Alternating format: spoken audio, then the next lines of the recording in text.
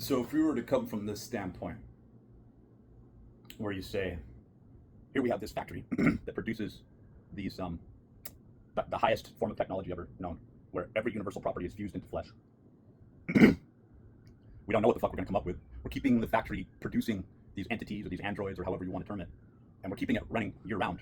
We're not turning the fucking thing off. We're breaking the off switch, and we're seeing what the fuck it comes up with. And we're even cementing the outside doors of that factory, burying the factory under the ground, transposing this the entire planet that the factory is on into another dimension. Can the fucking beaver break out? Right? So we get into the fact that people could be described as such. And when we get into Prometheus and the attack on the liver or the attack on the heart, you're talking about the attack on the corporeal, carnal, temporal ability to regenerate. In other words, the god was produced to be stopped by those from source who didn't require a physical body, but were embedded into the notional aspect of every single field response that could ever be produced. In other words, you're talking about the angels or the entities, the progenitive first forms as being so integral to any system that reality itself on any level at the base with these energetics, with the movement pattern of these energetics and the symbols and forms and shapes that are implied, would always be there.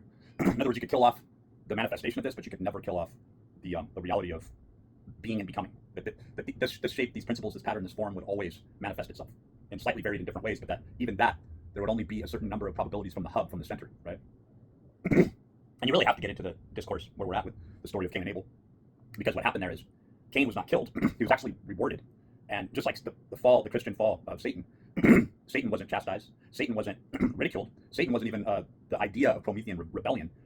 He simply was an aspect of the whole, a reflection of God out into the mimetic strand of what manifests in the corporeal, right? An extension of God, where God says, I'll have nothing to do with it, while God looks in the mirror and adjusts his eyebrows, sort of thing.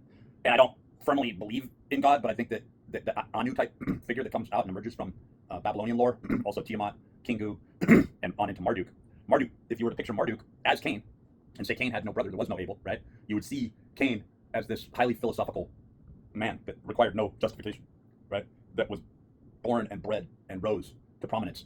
And when people like to act like they don't, so out of this production factory, these little Furbies, right, that pop out, they batch themselves. Religion batches itself into like forms. You don't have to ask the little Furby, what do you believe in? The little Furby will migrate to the centralization of their belief system. And then what you end up seeing is that religion itself is in a sense, like Jesus says, he's a fisher of men. Literally, it's taking people up into this net. You have the World Wide Web, the internet. And so we live in a time where people have to define themselves, and you don't owe anybody any explanation. But if you do believe in their religion, then they have cause to come and check you on it. Well, I don't believe in your religion. I don't believe in any of your religions. I've studied many of these religions. You got to remember, I'm 57 years old. 20 years ago, I was reading Nietzsche and Heidegger and Leibniz and Voltaire and stacks, David Hume, stacks of Spinoza, stacks of philosophy, and had divinely books brought to me when it was so odd that was the next stage, right? The master key handed to me by someone who was like, I'm supposed to deliver this to you, looking at me with like trepidation, right? Where I had gone on this sojourn, I had gone on this travel down into Pasadena, and I read it, and I don't just read it with big eyes and think, oh, I believe everything that I'm reading. No, an aspect of me is taking that information in and allowing it to process and stew. And sometimes it takes 17 years for concepts and ideas that are very deep to look around you and see how other people are responding to the same information, and then it becomes sort of a global area of digestion, right? So ultimately, we have to go back into our origins, our belief systems. And if you find the need to define yourself for other people, then in there lies the perplexity of your question, that you're not an individual, you're an aspect, and you're a part of this religiosity. It's how you were manufactured. But was the form of you something that required production? Did it require a localized placing? In other words, did it require individuation? And your answer would be no, because you're an aspect, you're a part of your religion. Well, I'm not part of your religion. I wasn't born of your religion, I don't come from your religion, and that's why every single religion is built on shaky ground. And only people who think they have faith, who can't come from a secular sense and overturn the lack of information and say, wait, no, we've talked to the people who read Greek, the professors and the philosophers surrounding this. We've seen all the information. It comes back down to base mimetic chains, right? So I don't have to justify myself to or for anyone. I'm not Christian. I'm not a Satanist. I don't believe in the trivial aspects of this fucking duality that you created. I'm not even Zoroaster, Mithraic, obviously Ophite, but I do think that there is something in the way of Prometheanism, the fire. And what's left is this is man, and this is man in his highest mode, his modus operandi, his monus, his oneness with himself, and to say, I am an individual, I am unique, and I was born from all of this, and managed to remain intricately unique in the process, right? I am the Ubermensch. I am. So when you look at the concept of the Ubermensch or the Overman, what's left out is that the Overman would automatically override himself in the realization, right, that Overman didn't need to be stepped into. In other words, another artifice, another bodysuit. We already went through this with man. So I believe that that's why Nietzsche really describes the overman, more from a spiritual sense, where the overman no longer is bound to the carnal pursuits of what I consider the inverted five-pointed pentagram, right? He no longer has to, like Cain, he no longer has to justify why he is superior, why the killing off of Abel was the killing off of the inferior, the sort of goofy, happy-go-lucky one that comes forward and says, well, you wanted an offering, here's an offering. Whereas Cain understood, I am connected to this offering, and if you reject the offering, you're rejecting me, and I already philosophically know this, and that's where God went into the dialogue with Cain still living, right?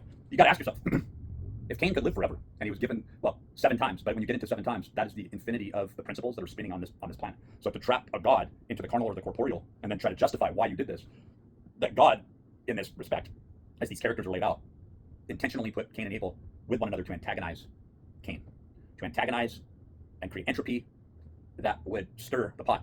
And Cain didn't even have to bite. He was just being who he was. In other words, God was studying himself in human form, and that was the manifestation. That's why Adam is depicted as such a simpleton, just like Abel, and just like these tribes that are overcome, where God is wild and God demands high intellectual capacity, and and if you survive, it's almost like the Spartans, throwing their young out into the wild to survive, because if they do survive, then it's ordained by the ontology, right? And it's something beyond the ontology. So all of this is to justify and to get beyond the justification of, I don't answer to you, I don't answer to your religions. I just am, and I am able to draw this energy in, and I am able to command this energy, and therefore I am what I am. I don't need to justify why I do this or how I do this. I can't show you how to do it, and if I did show you how to do it, it would only further that mimetic crisis that you're in, that you've already batched yourself into by not only just you mimetically choosing the religion, but the religion choosing you. But that's who you are fundamentally, that you are produced through this factory system, where the factory was just allowed to sort of produce whatever the fuck popped out through the ontology and say, this is the Jewish Plato machine, this is the matter factory, and this isn't going to require to need to be running past a certain unitized time signature. In other words, these cycles, these great cycles. In other words, that these cycles would just produce the same byproducts. There might be slight variations, but they're not even nuances. They're just slight variations dimensionally to separate these grand cycles, right? And to say there's not even anything unique about it. It's really a proving and a justification to say, look, no matter how you end up, if you have 3 sisters or 3 brothers, ultimately who you are, the product is going to remain the same, right? So there's this sort of scrambling DNA, RNA scrambling, right? And to say it's going to produce the same exact thing. So once this validation has been made, which I believe is what's happening here, where if you want to break yourself down, if you want to hurt yourself, then you're going to put yourself through the rigors of these highly limited base syllogisms of religion and religious studies, or you're going to move on to philosophy, and you're going to realize that philosophy really is about this Promethean torch that's carried by a figure like Cain, and that all of this was made up because Christianity represents those who are seen from the outside, those who can never be part of the monus. So to them, they are not open to the gates. A Christian is always outside the gates, and that's why they see what they see. And so you're never going to be able to, and you notice how nobody tries to campaign, like once Christianity's got you, it's like, oh, we don't want you. Like you wouldn't even understand where we're coming from.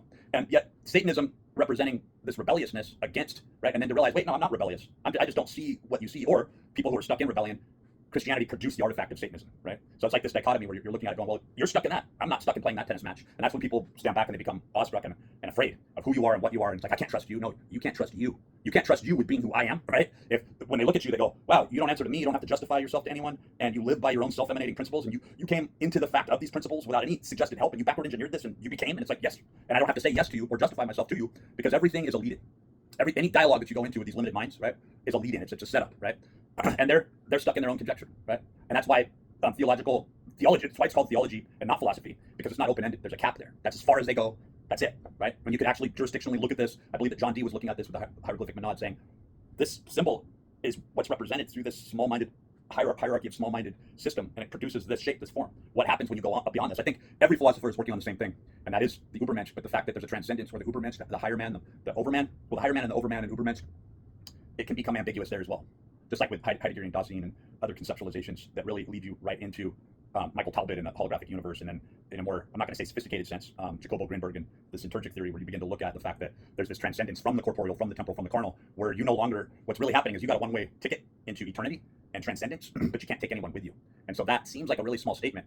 The Christians, oddly, right, would be the first to say, well, I'll take that ticket. Well, the ticket's not available to you.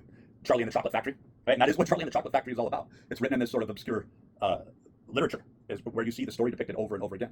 That, of course, the one is going to feel guilt, reminiscence, love, support. This is a highly sensitive transcendence that's taking place here. It's why Maslow put transcendence at the top of his pyramid. It's why Tolkien was working on a story that was extremely troubling, right? And never published that was really describing the truth of what's going on beyond the Lord of the Rings. You can imagine that, right? It's Captain Kirk, Cersei, Church, that Jordan Maxwell gets into with Star Trek. And then when you hear the discussion of Star Trek and the themes that are behind it, it's the same repeating story over and over and over again. That man reaches this synthesis, he reaches this place, right? And that there are those who capitalize on these stories that people love to migrate to, but that they're getting caught back in the webworks of their own religion. I'm not a part of that, never have been. never will be. And it's important to identify the distinction of this and the transcendence of the self. And there may be others out there like this, and there may not be. You're not going to find people like this coming together. You're going to find this type of information becoming very elusive, very obscure, and then just being delivered to you, and you have to do something with it. That you're going, wait, this is bizarre. You've seen all the similarities. You've seen how the ontology delivers you books, ideas, concepts. It's not going to make you feel comfortable, because this is territory that isn't. There's no groundwork. There's no manual for this. You're in territory where you have transcended Overman. You have transcended the Ubermensch. You have transcended beyond the Promethean. You've become the flame. You've become the aspect of this energetics, and the energy. You command the energy. The energy is commanded by you, me.